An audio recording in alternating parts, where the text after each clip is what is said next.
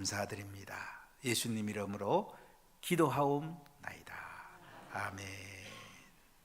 할렐루야. 여러분, 자나깨나 가장 기도 많이 하고 떨어져 있으면 보고 싶은 사람 누굽니까? 자녀들이죠. 어제 변윤기 집사님 입관 예배 드리러 갔을 때도 아들, 딸들이 또 저희들을 잘 맞이해 주었습니다. 부모님이 떠날 때도 마지막까지 얼굴 보고 싶은 사람이 누굴까요?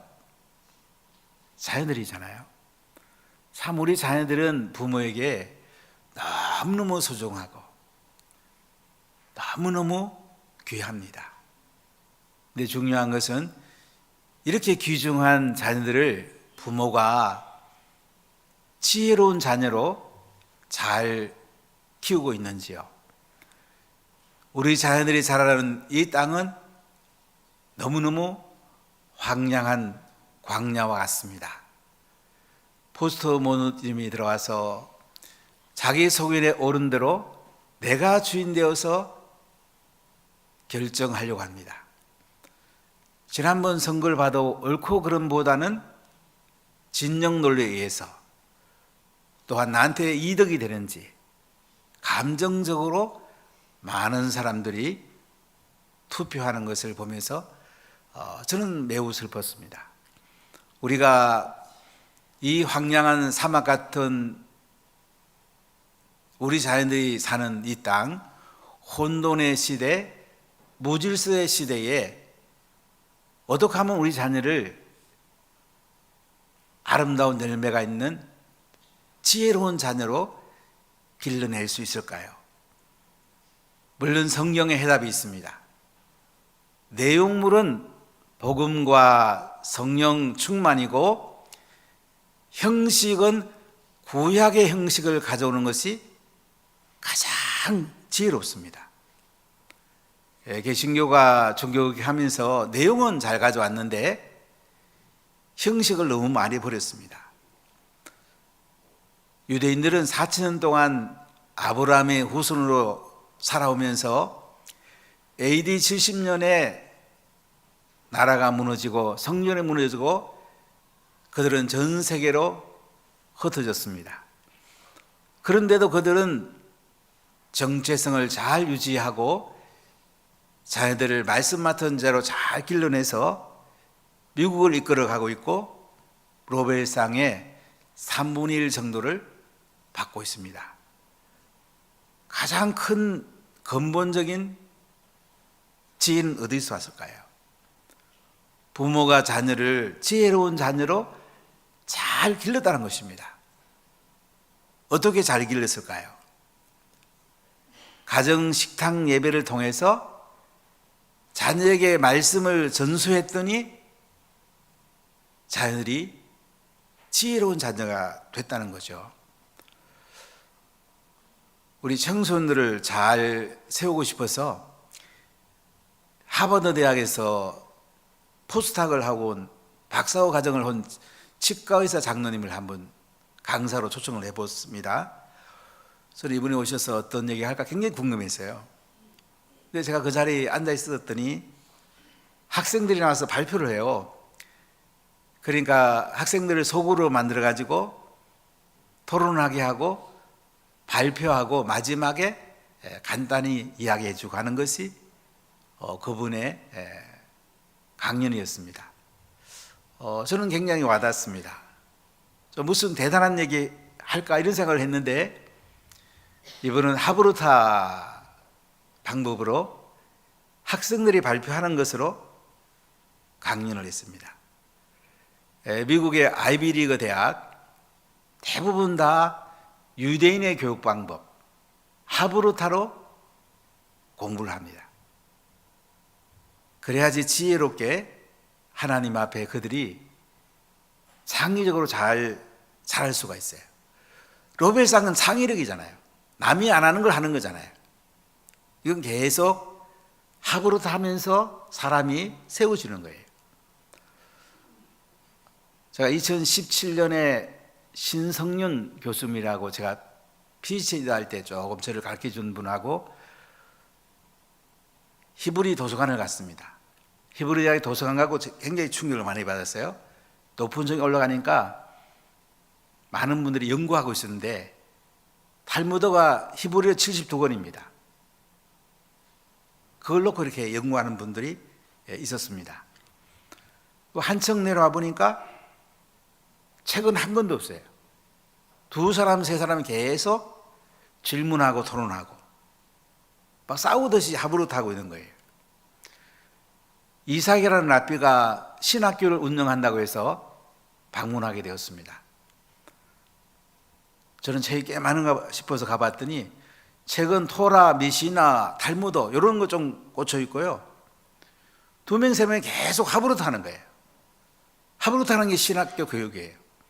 그러니까 전 세계에서 최고의 교육은 질문하고 토론하는, 하부릇하는 교육이에요. 예수님께서 12살에 예루살렘에 올라가셔서 성전에서 랍비랑 어떻게 해요? 묻기도 하고 듣기도 하니 하부릇 했다는 걸 볼 수가 있죠.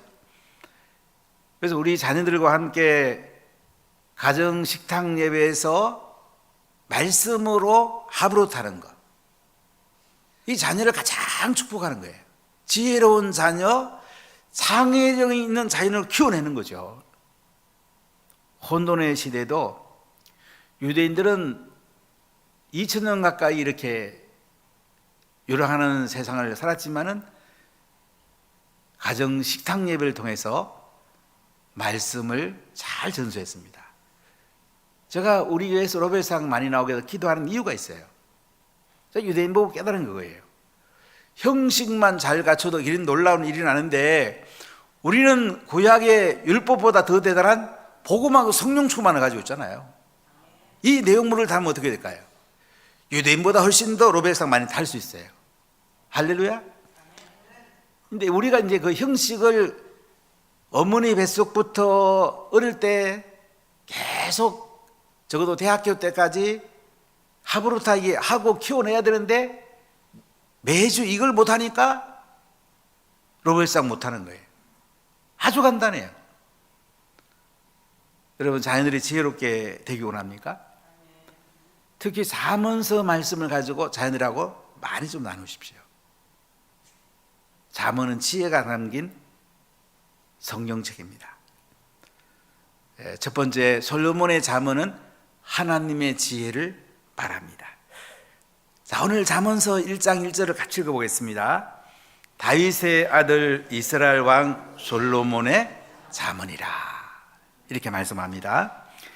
자, 오늘 잠언서의 첫 절에서 다윗의 아들 이스라엘 왕 솔로몬의 잠언이라. 여러분 지혜하면 누가 제일 많이 떠오르세요? 다 솔로몬이 제일 먼저 떠오르잖아요. 지혜하면 솔로몬 왕 이런 생각이 들잖아요. 근데 솔로몬은 오늘 누굽니까? 다윗의 아들입니다. 다윗은 성령 충만 받고 나서 인생이 바뀌죠. 선지자 사무엘이 다윗의 아버지 이새의 집을 찾아옵니다. 이제 기름을 부으려고 찾아왔어요. 이새한테 아들 데려오라 합니다. 맏아들 엘리압을 데리고 왔어요. 사무엘이 기름을 부으려고 하는데 하나님이 허락하지 않는 거예요. 둘째 아들 데리고 와라. 그래도 하나님 허락하잖아. 셋째, 넷째 계속 데리고 와도 하나님 부으라고 안 그런 거예요. 사무엘이 이새한테 다른 아들 없냐? 예, 말째가 있긴 있는데 그놈은 지금 양치로 갔습니다. 못 데리고 와봐라. 다윗입니다. 다윗에게 사무엘이 기름을 부으려니까 하나님이 기름 부으라고 그런 거예요. 다윗이 사무엘로부터 성령의 기름 받고 나서 인생이 바뀝니다. 이제 형들은 블레셋과의 전쟁터에 나갔죠. 이새가 다윗 보고 형들이 잘했는지 한번 갔다 와봐라. 도시락을 싸주고 보냅니다. 다윗이 가보니까 전쟁터에서 상대방 블레셋 쪽에 한 3m 가까운 이 골리앗이라는 그 사람이 나와가지고 막 이스라엘 조롱하는 거야. 나하고 붙을 사람 한번 나와보라고. 이스라엘 군대가 다 벌벌 떨고 있습니다. 이때 다윗이 나가죠. 그리고 물맷돌을 듭니다. 만군의 여호와 이름으로 나가노니 물맷돌을 가지고 던집니다. 골리앗의 이마에 정통으로 맞추죠. 골리앗이 넘어집니다. 칼을 빼서 골리앗을 죽입니다. 이스라엘 진영에서는 박수 소리와 함께 이겼다는 승리 함성이 울려 퍼집니다. 배색이 짙었을 때, 성령 충만 받은 소년 하나가 등장했을 때 전쟁에 승리하게 된 것입니다. 이 다윗이 전쟁에서 이제 돌아올 때에 예루살렘 여인들이 사울의 죽인 자는 천천히고 다윗의 죽인 자는 만만이다, 이런 노래 부르니까 사울 왕이 다윗 저놈이 왕 되겠구나 하면서 10년 가까이 다윗을 죽이려고 수많은 자객을 보냅니다.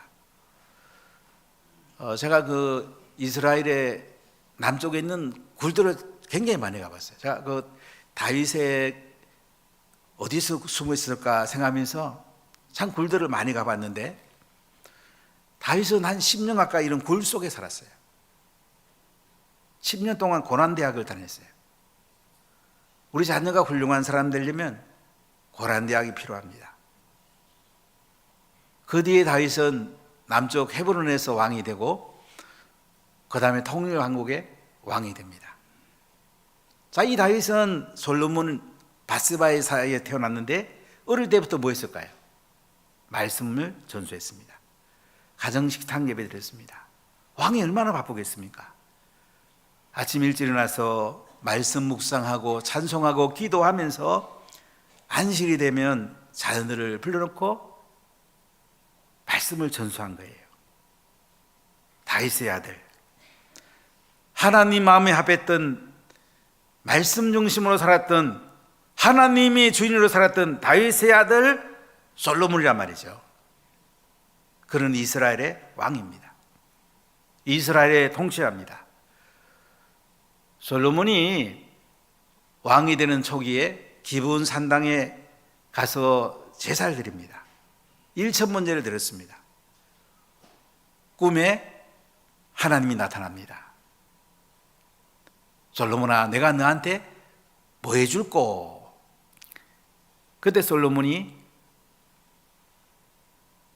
저는 부와 장수도 원하지 않고요,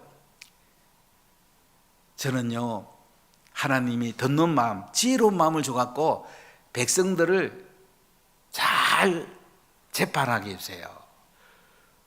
우리 열왕기 3장 4절부터 쭉 보면 이 말씀이 나오게 됩니다. 쭉 넘기세요. 그래가지고 이제 솔로몬이 이야기하죠. 저는 작은 아이라서 출입할 줄도 잘 하지 못하고 백성을 잘 재판할 수 있도록 하나님 선악을 분별하는 그 지혜를 달라고 합니다. 그래서 솔로몬이 이걸 구하면 어떻게? 그 말씀이 주의 마음에 든지라. 하나님 너무 좋은 거야. 여러분이 하나님이 여러분에게 한 가지 소원 들어주겠다 그러면 무엇을 구하겠습니까?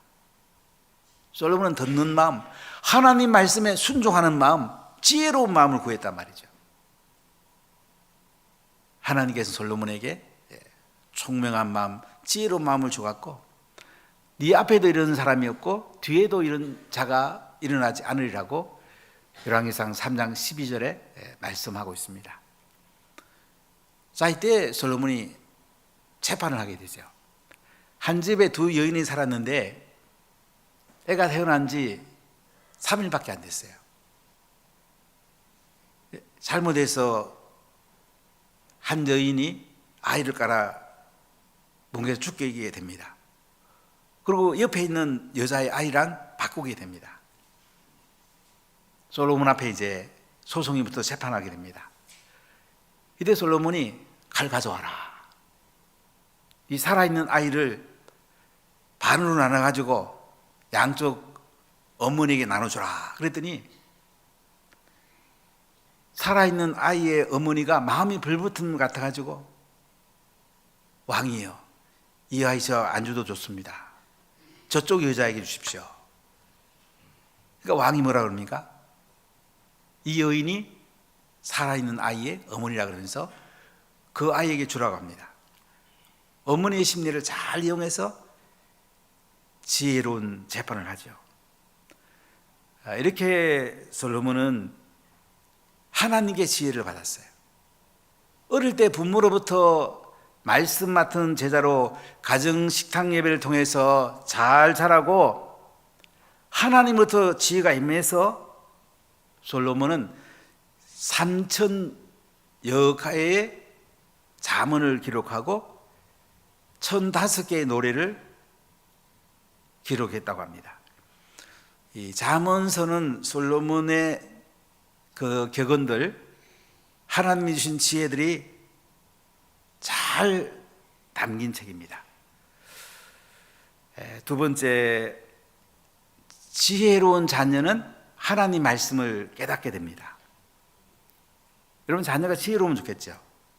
덕스럽고 지혜 있는 자녀, 이런 자녀를 잘 기르고 싶지 않습니까?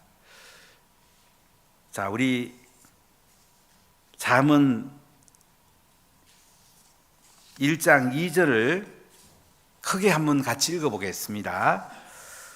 이는 지혜와 훈계를 알게 하며 명철의 말씀을 깨닫게 하며. 지혜가 뭘까요? 옳은지 그른지 이 판별할 수 있는 능력이 지혜.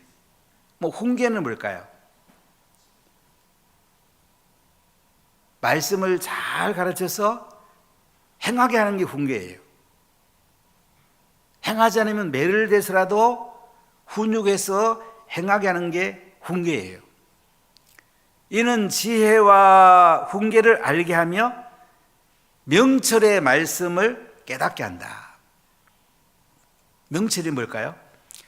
명철은 잘 분별하는 거예요. 지혜가 옳은지 그른지 잘 아는 통찰력이라면, 명철은 이제 잘 분별해서 잘 결정하는 것이 명철이에요. 지혜로움과 같은 뜻으로 볼 수가 있습니다. 저는 자주 하나님 대통령에게 지혜와 명철을 주셔서 잘 분별하고 잘 결정하게 해주세요. 이런 기도를 자주 합니다. 좀 안타깝게도 우리 지금 대통령은 고등학교 때까지 교회를 다닌 분이에요. 또 대통령 부인은 대학교 2학년 때까지 교회를 다닌 분이에요. 대통령 부인 고모 되는 분한테 몇 년 전에 만나서 여러 가지 얘기를 듣고 그 얘기를 들으면 참 많은 기도를 하게 됐는데요. 그 대통령 부인 그 선조는 선교사한테 복음을 받았어요. 5대째 예수 믿는 가정이야. 이 가정이 돌아야 안 되겠습니까? 이번 선거를 통해서 여의도 대통령이라 불리는 야당 대표는 보면 대학교 다닐 때에 성남에 있는 주사파 목사님 교회를 다녔어요. 그래서 우리가 회개하도록 기도해야 돼요. 북한에 있는 사상을 너무 많이 받게 된 거예요. 그래서 우리가 명철하게 잘 분별하는 것은 자유민주주의 테두리 속에서 이게 분별하는 게 중요하거든요. 이는 지혜와 훈계를 알게 하며 명철의 말씀을 깨닫게 하며. 우리 자녀가 지혜롭게 하려면 어떻게 해야 돼요? 지혜와 훈계를 알게 해야 돼요. 명철의 말씀을 깨닫게 해줘야 돼요. 자, 우리 3절을 크게 읽어볼까요? 지혜롭게 공의롭게 정의롭게 정직하게 행할 일에 대하여 훈계를 받게 하며. 지혜는 옳은지 그른지 분별하는 게 지혜라고 그랬죠? 공의롭게, 히브리로 하면 좀 더 쉬워요. 제다카 말은 뭐냐면 하나님이 보시기에 옳은 것을 행하는 게 공의예요. 공의. 정의란 말은 하나님이 보시기에 옳은 기준이 되는 게 정의예요. 미시파트. 지혜롭게, 정의롭게, 공의롭게, 정직하게 행할 일에 대하여 훈계를 받게 하며. 그러니까 지혜롭고 명철한 기준이 뭡니까? 공의와 정의와 정직입니다. 이 기준을 가지고 우리 자녀들이 지혜롭게 명철을 깨닫고 자라는 것, 말씀으로서 지혜를 얻는 것이 너무너무 중요해요. 훈계를 받게 하며, 훈계라는 단어가 또 반복이 되잖아요. 여러분, 자녀를 훈계하는 게 굉장히 중요해요. 예수님도 가르쳐 지키라고 그러잖아요. 배우기만 하면 안 돼요. 가르쳐서 지켜내는 게 중요한 거야. 그러니까 훈계란 말은 자녀에게 말씀을 전수해서 그들이 잘 지키면 칭찬하고 안 지키면 매를 대서라도 훈육해서 지키게 하는 게 훈계하는 거예요. 선생님도 그렇게 해야 돼. 근데 교육이 잘못돼가지고 자꾸 못하게, 심지어 책도 못 가져가게. 오래전에 정권에서 왜 책 못 가져가게 했냐를 미국에서 오신 목사님이 아주 잘 설명해 주더라고요. 북쪽의 사상을 교과서에 집어넣으려고 책 못 가져가게 했다 이거죠. 부모님 보면 이의를 제기할 것 같아서 학교에 보관하게 하고 책까지 가지 말라 이렇게 했다는 거죠. 그러다 보니까 교육이 망가지고 언론이 북쪽의 사상을 많이 가지고 보도하고 이러다 보니까 나라가 혼돈 시대가 된 거야. 기준이 완전히 망가진 거예요. 대한민국에 살려면 어떤 기준을 가져야 돼요? 공의와 정의와 정직을 가지고 부모가 자녀를 훈계하고 스승이 제자를 훈계할 때 나라가 건강해지는 것입니다. 할렐루야. 자, 우리 4절을 같이 읽어보겠습니다. 어리석은 자를 지혜롭게 하며 젊은 자에게 지식과 건실함을 주기 위한 것이니. 어리석은 자가 누굽니까? 배우기를 싫어하는 사람이 어리석은 사람이에요. 어리석은 자를 지혜롭게 한다. 지난주에 제가 총회를 하기 때문에 설교 클리닉에 이제 강사를 초청해서 우리가 한 80여 명의 목사님들을 설교 가르치는 것을 했어요. 그러고 나서 이제 안강희 성교사님 추측이 된 개크런퍼릇에 가서 또 서로 배우고 했는데 참 좋은 분들을 많이 만났어요. 목회도 잘하시고 참 선교 분야에 이끌어가는 좋은 분들을 만나서 많이 교제했는데요. 우리 인생 마칠 때까지 자꾸 배우는 게 중요해요. 배우되 최고의 강사들을 만나십시오. 전 세계 최고의 사람을 만나십시오. 저는 목회하면서 랄프 네임 목사님이라든지 반 모피트 목사님이라든지 현용수 교수님, 세계적인 분들이죠. 이분들을 만났던 것이 저는 늘 감사하게 생각하고, 여러분, 어리석은 사람 배워야지 슬기롭게 돼요. 슬기롭단 말과 명철이란 말은 같은 말이에요. 잘 분별할 수 있어요. 젊은 자에게 지식과 건실함을 주기 위한 것이니. 건실이란 말은 이제 잘 배워서 자기를 잘 통제할 수 있는 거예요. 자, 우리 5절을 같이 읽어볼까요? 지혜 있는 자는 덕고 학식이 더할 것이요 명철한 자는 지략을 얻을 것이라. 여러분, 부모님이 자녀와 함께 하루에 잠언 한 장씩 읽어보십시오. 지혜 있는 자는요 덕고 학식이 되어야 한대요. 점점 더 지혜로워지고 하나님을 아는 지식이 늘어가요. 명철한 자, 잘 분별력 있는 사람은 지략을 얻는 거예요. 이 땅을 경영하고 사업을 경영하고 가정을 세워가고 나라를 세워가는 그런 지략을 얻는단 말이죠. 자, 6절을 같이 읽어볼까요? 잠언과 비유와 지혜 있는 자의 말과 그 오묘한 말을 깨달으리라. 잠언, 포르버버, 격언이라고 말할 수 있나요? 비유, 비교하면서 본질을 잘 설명하는 거죠. 예수님 많이 사용했죠. 지혜 있는 자의 말과 그 오묘한 말. 오묘한 말이란 말은 영어 성경에 리들이라고 써 있는데요. 이거는 이제 수수께끼. 그러니까 아주 재치 있게 잘 이렇게 깨닫게 해준다는 거죠. 여러분, 자녀가 지혜로운 자녀가 되기 원하십니까? 지혜로운 분에게 많이 배우십시오. 세상에 최고의 스승을 두십시오. 할 수 있으면은 전 세계에 최고를 한번 여행해 보십시오. 제가 예루살렘에 있으면서 유대인들 얘기를 참 많이 들었어요. 이런 얘기를 어느 날 들었어요. 유대인들은 고등학교 졸업하면 대부분 군대를 갑니다. 남자는 3년, 여자는 2년 군대를 갑니다. 군대 갔다 와서 뭐 하느냐? 많은 그 청년들이 전 세계 여행을 합니다. 그들은 13세 바미tz바 성년식 때 그 지방과 아는 사람들이 부조를 서로 많이 합니다. 우리나라 말은 한 5천만 원 정도 들어온다고 그래요. 군대에 제대하면 또 부조가 많이 들어온대. 한 5천만 원 들어오면 1억 정도 가지고 전 세계를 여행한대요.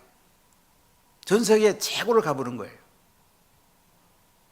그리고 그들은 때로는 워킹, 자기 일도 해가며 해요. 그래서 1년 갔다 오고 나면 선택한답니다. 대학 갈 사람은 대학 가고 사업할 사람은 사업하고. 세계 최고를 보는 거예요. 여러분, 이게 우리에게 굉장히 중요해요.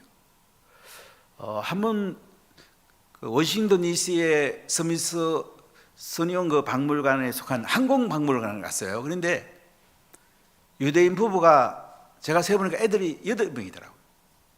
업고 안고 걸리고, 그리고 그 항공에 대한 설명을 자녀들에게 하고 있는 거예요. 그러니까 처음부터 그들은 최고부터 시작하는 거죠. 한 분은 그린치 천문대를 한번 런던 외곽에 있는데 갔더니 영국 아이들이 와가지고 청소년들이 자기들끼리 막 살펴보고 또 토론하고 하는 거 보면서, 야, 확실히 우리보다 이게 앞서가구나. 출발이 앞에 가잖아요. 그럼 지혜로울 수밖에 없죠. 우리 자녀를 세계 최고로 보여주십시오. 집을 넓은 거 사기보다 자녀를 세계 여행을 한번 시켜주십시오. 이것이 우리 자녀에게 가장 큰 복이 될 수가 있습니다. 할렐루야. 세 번째, 지혜로운 자녀는요, 여호와 하나님을 경외합니다. 자, 7절을 크게 읽어보겠습니다. 여호와를 경외하는 것이 지식의 근본이거늘 미련한 자는 지혜와 훈계를 멸시하느니라. 여호와를 경외하는 것이 지식의 근본이랍니다. 이 근본이란 말은 히브리어로 말하면 베리트, 태초에 하나님이 천지를 창조하시니라. 태초라는 단어와 같은 뜻이에요. 비기닝, 시작이란 말이에요. 여호와를 경외하는 것이 지식의 시작이란 말이죠. 우리가 지혜의 시작은요, 여호와를 경외하는 것부터 시작이 되는 거예요. 보통 세상 사람들이 말하는 지혜는, 인간적 지혜는 뭐 연구하고 또 배우면 되지만은 진정한 하나님의 지혜는 어디서부터 시작한다고요? 여호와를 경외하는 데 시작하는 거예요. 경외란 말은 fear, 두려워하는 거예요. 하나님을 여러분 두려워해야 돼. 우리 자녀가 하나님을 두려워하는 자녀를 길러야 돼. 예전에 부모님들이 자녀를 무섭게 키웠잖아요. 그 자녀가 그래도 효도해요. 그럼 하나님을 두려워하도록 자녀를 키우십시오. 여기서 지식과 지혜가 시작이 됩니다. 근데 미련한 자는 어떻게 한다고요? 지혜와 훈계를 멸시한대요. 옳고 그른 걸 분별한 지혜를 멸시하고요, 말씀대로 살아도록 이렇게 부모가 잘 훈육하고 안 하면 매도되고 하는 것을 멸시한대요. 자, 우리 8절을 같이 읽어볼까요? 내 아들아, 네 아비의 훈계를 들으며 내 어미의 법을 떠나지 말라. 자, 솔로몬이 이제 자기 자녀에게 이야기합니다. 자녀한테 얼마나 좋은 얘기하고 싶겠어요? 내 아들아, 네 아비의 훈계를 들으며. 아버지가 가정에서 해야 될 가장 중요한 역할은 뭐예요? 훈계하는 겁니다. 자녀들이 말씀대로 살게 하는 것입니다. 말씀대로 살지 않으면 매를 대는 것입니다. 유대인 같으면 바미tz바 성년식 하기 전에는 매를 댑니다.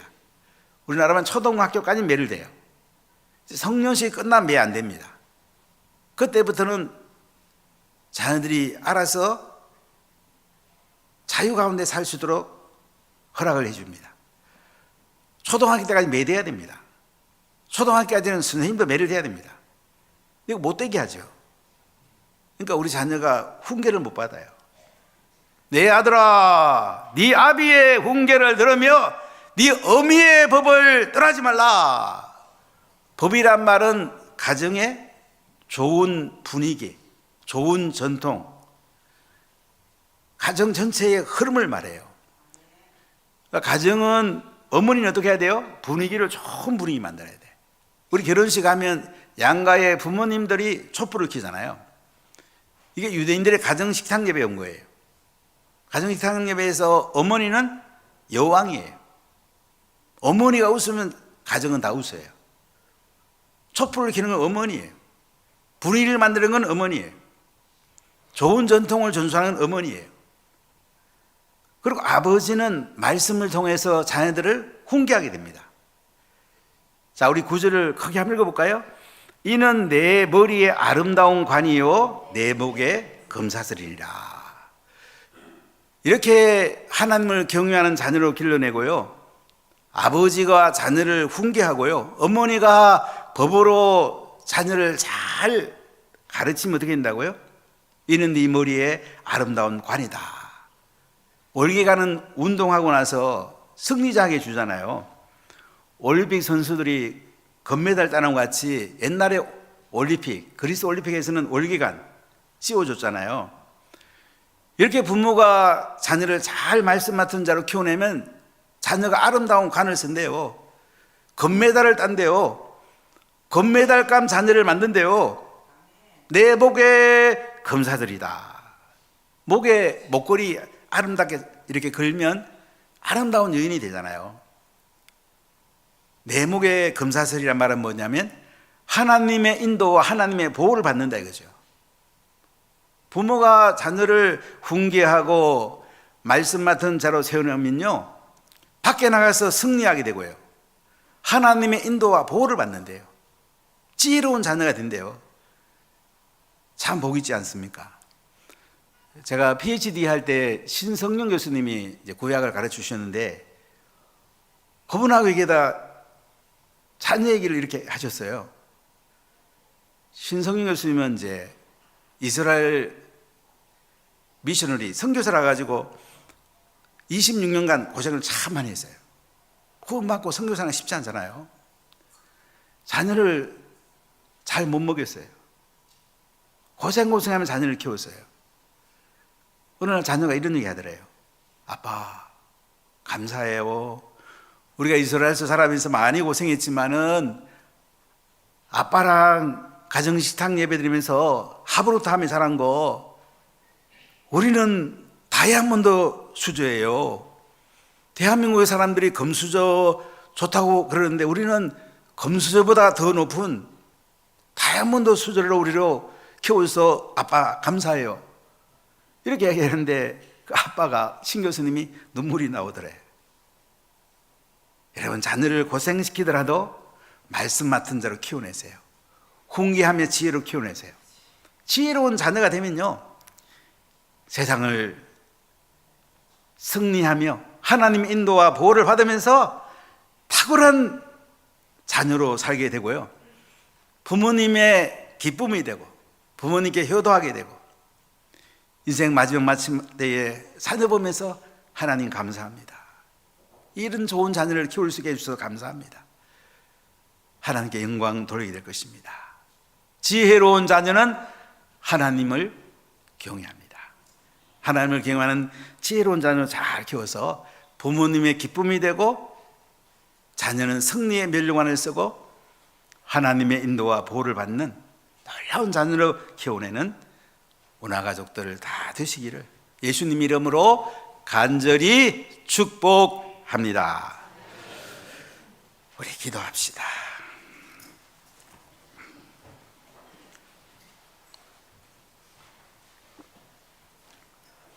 하나님, 우리 자녀들, 내 인생에 가장 소중한 게 자녀인데